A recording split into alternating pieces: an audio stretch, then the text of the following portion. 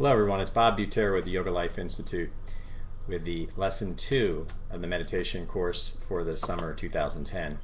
We're talking about truthfulness in this present lesson. It is a very subtle topic, and I'd like to start with an example where somebody is obviously being rude on the other side of a room, and we notice this. A very normal reaction to that rude person speaking loudly, being offensive to others, not having any consideration. Our first reaction would be what I would call the source of mind chatter, which would be some sort of negative comment like I just made describing the rude person.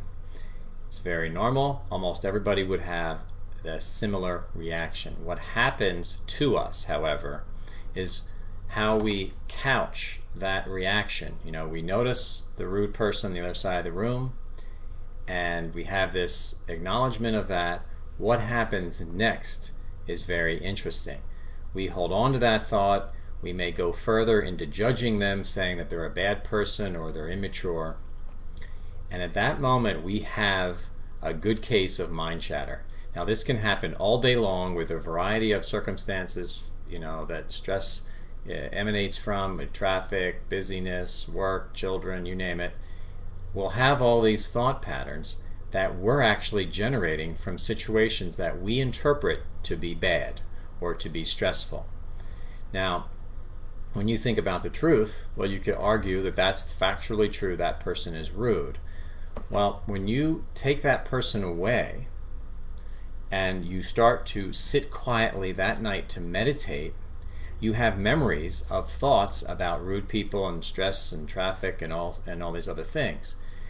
So now what you have is evidence that the external reaction that you have, or the reaction to an external stimulus, they're rude, is now inside my own mind. So when I meditate, I'm stuck with the thoughts that I've had all day long. Now, on top of that are issues that I may have myself that are somewhat difficult and troubling.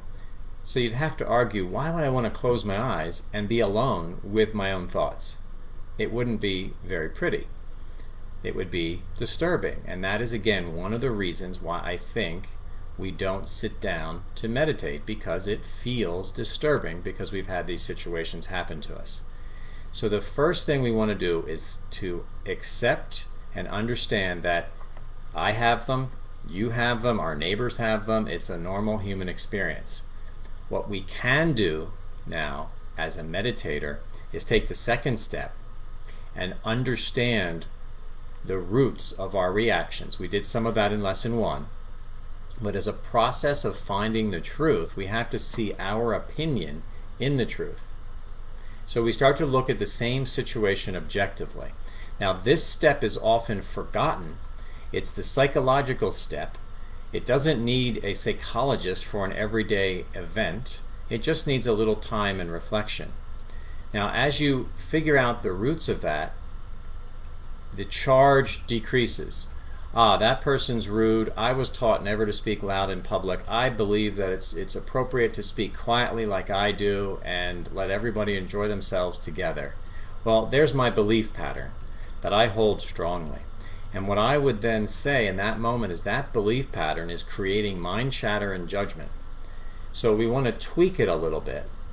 And the example we're going to use in the handout that's different from what I'm saying, but the basic example is now to put in a positive virtue in place of my judgment. You can't change your reactions necessarily. You can't change your beliefs in the moment. You can alter your response to that whole scenario in your mind and put in a filter of virtue. And we're using compassion as the main one. So if I were to view that from a compassionate standpoint, my truth would be different than by a judgmental standpoint.